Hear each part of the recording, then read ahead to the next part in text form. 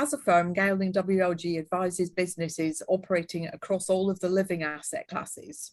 While there are many differences between types of accommodation, the need to operate and deliver homes in a more sustainable way is universal. That's why we've developed this podcast to explore how we live sustainably. Over the series, we'll be talking to our clients about their real-world projects and showcasing the progress and innovation that happens in the sector each and every day. Today, we're delighted to welcome Donna Williams, who is Group Director of Sustainability and Climate Change at Sanctuary Group. As a firm, Gowling WLG has worked with Sanctuary Group for many years. Established more than 50 years ago to deliver housing and care to those who need it, that original purpose still guides the organisation today.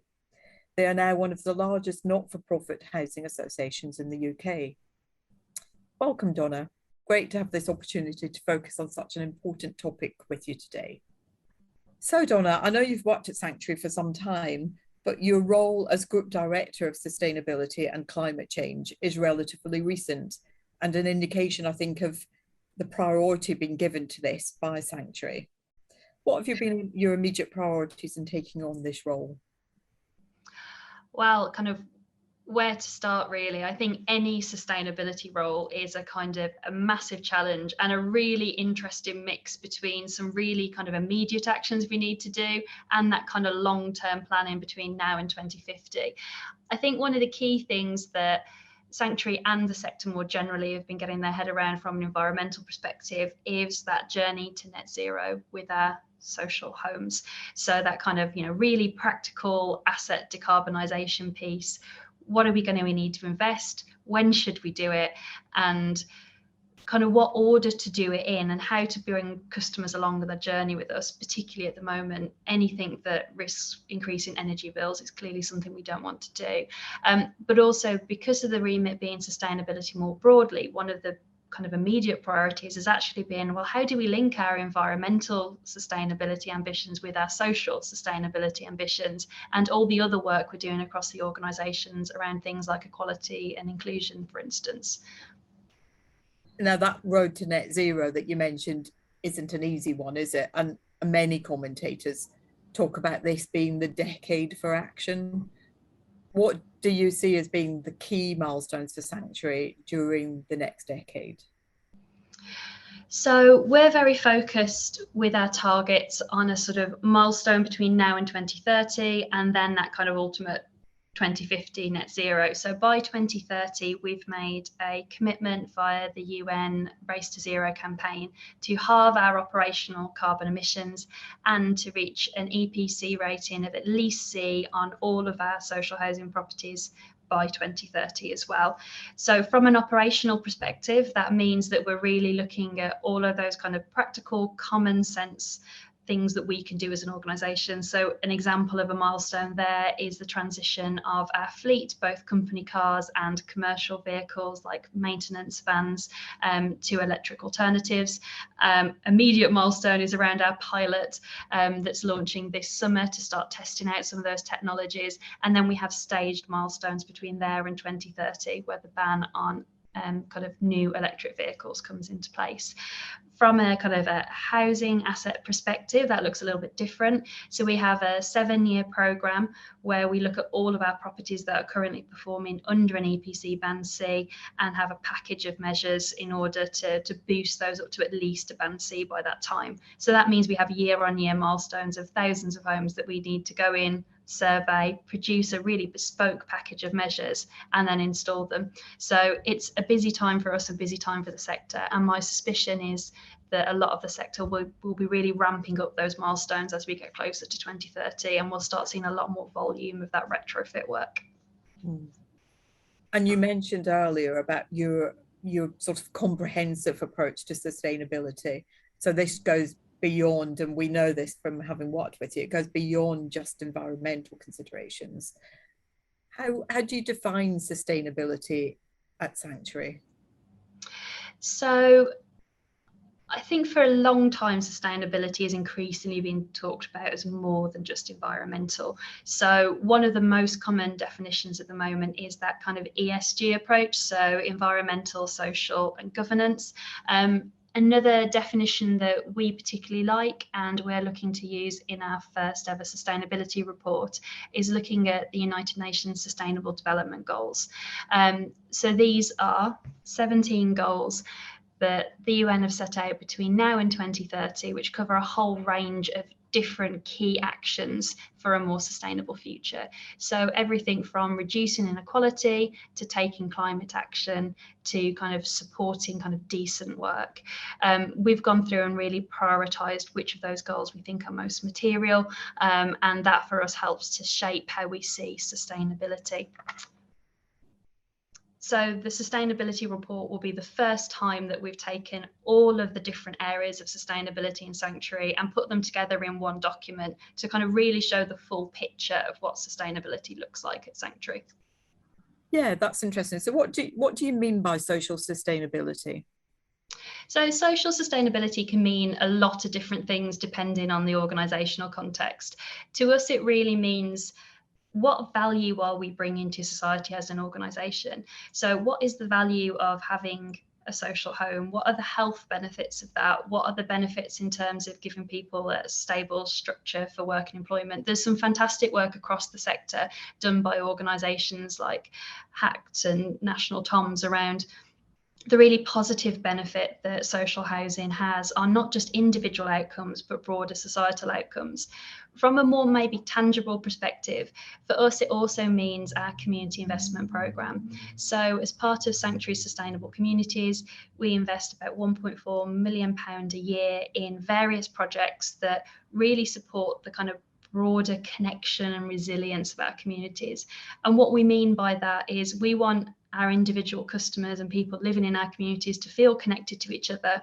We also want communities to be connected places where there are opportunities for people to feel part of the community. We also want both people and communities to be as resilient as possible. So this is about, can we not just support a project like a food bank, but how do we work with people within those communities that have a real passion for this, to make it sustainable, to make it something that, you know, actually it's not something that Sanctuary is doing, it's something that the community are doing for themselves. And actually, if we can support along the way, then that's great. So for me, it really is also about how are we making our communities more resilient? How are we making our communities better connected? And are you working with local authorities in partnership on some of that as well? Yeah, so within our kind of key neighbourhoods, we work with a whole variety of community kind of partners. So that will include local authorities and councillors. It will also include so many kind of different individual third-party organisations, some of them quite large. So we have a long-standing set of projects with Sport England, for instance, in order to promote the health benefits of building movement into your life. But also maybe very, very small kind of projects that might be run directly by people living within our communities or linking into kind of very small local groups. So I think part of the strength of the strategy is the ability to do both, and that really being dependent on the interests and the assets that are within that community. Interesting. Now, obviously, collaboration is a key part of success when it comes to sustainability as well. Can you tell me a bit about the Greener Future Partnership and why this kind of initiative is important in your sector? Yeah, so the Greener Future Partnership is ourselves and 4 other of the largest housing associations within England. So Hyde, Abbury, Anchor and Home Group. We founded the partnership about a year ago, so Easter of 2021. And the idea of the partnership is that there's a lot of really great conversation in the sector about decarbonisation and net zero. But it was very hard to move that into real collaborative action. So by having a partnership that's based on a collaboration agreement where we can share data, where we can jointly commission projects, we can just make that action so much more tangible. So all in all, we represent around 300,000 social homes across the sector. So we feel that it's a kind of substantial voice. And we were already starting to see some of the kind of outcomes of that collaboration. So for instance, research pieces around the best ways to measure energy efficiency, kind of different perspectives on customer insight and how you measure the social value of energy efficiency works. And we're also talking about kind of more ambitious projects around how we might jointly procure for energy efficiency work, and how we might start to look to support other organisations in coming along that journey with us, particularly around things like procurement and areas where we may already be kind of moving at a faster pace. And what benefits are you seeing and your customers seeing from your approach to sustainability? So I think certainly from a collaborative perspective, the key benefit for me, which I think also has a direct impact on our customers, is that rather than each of the 5 organisations trying to answer the same question at the same time, we're trying to answer 5 questions at the same time. We're really picking up that pace of kind of knowledge acquisition, and we're actually being able to invest in things that are more substantial, because a piece of research that might be, you know, cost prohibitive to one organisation becomes much more kind of achievable when we do it combined. It also means that we really are sharing that kind of best practice between organisations. We've all taken a slightly different approach to our sustainability strategy, and it means that we're really cherry picking the kind of best between us. I know it's certainly kind of improved the pace of our sustainability strategy. I know it's certainly broadening our perspectives on what good looks like, and kind of actually really kind of challenging us to make sure that we're really staying at the forefront of what we can be achieving right now as you say, this kind of crucial decade. And there must be so many challenges for you in bringing this to fruition. Can you just tell us a bit about what sort of challenge, what the major challenges are, and how you're trying to address those? So I think the challenges kind of split into 2 different groups.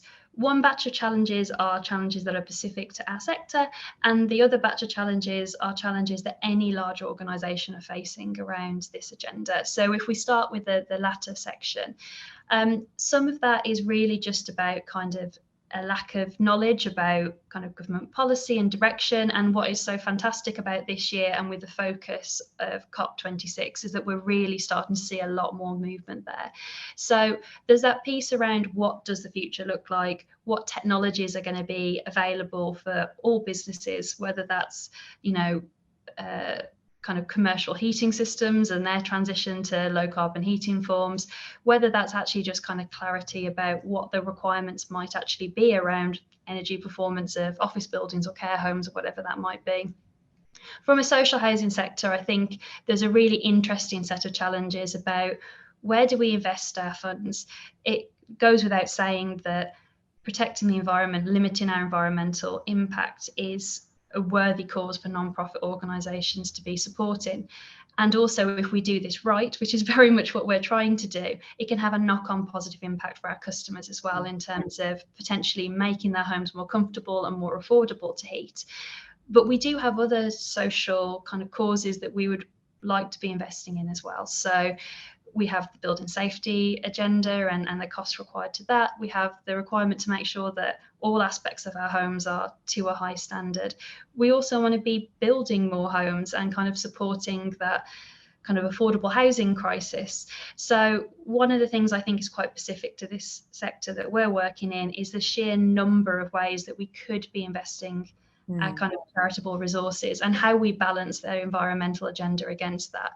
And for me, the key thing there is we have to look at those things that interweave across them. So how can we build new homes but build them to a more sustainable specification? How can, as I say, we do things that are benefiting to our customers as well as having a tangible environmental impact?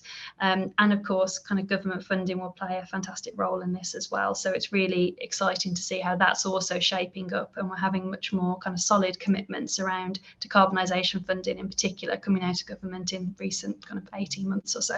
And are you finding that your customers are engaging more and more in the sustainability agenda? Yes, so as part of COP26, we actually launched our first ever environmental community of interest. So this is a group of residents who have said that they want to be involved in our kind of policies and helping to shape how we respond to that net zero agenda. So we launched it back in November. We've already had that group engage with us around things like, well, how do we kind of bring customers along with us when we're looking at retrofitting properties in terms of our communications. We're hopefully meeting with them in a couple of weeks' time to talk about our approach towards electric vehicle charging points, and just in general, they're a kind of touch point for sort of ideas and thoughts, and we want them to be kind of giving us a bit of a sense of the pulse of what our customers care about. But it goes much more broadly than that, and this National Resident Scrutiny Panel is also incredibly engaged and challenging with us around this agenda, and it's something that's increasingly coming up in that kind of more kind of informal communication with customers too, which from my perspective is only a good thing. One of the things we really need to happen in order to make this successful is that customers are also really engaged in what new technologies might mean for them, and those kind of broader behavioural changes that we will all have to make to our lifestyles in order to reach net zero. So for me, that ramping up of interest is a sign that society as a whole is really starting to get its head around net zero and environmental kind of performance too. Well, that seems like a perfect note to end on. Thanks so much, Donna, for joining us on How We Live Sustainably podcast. And I hope to see you soon. Thank you.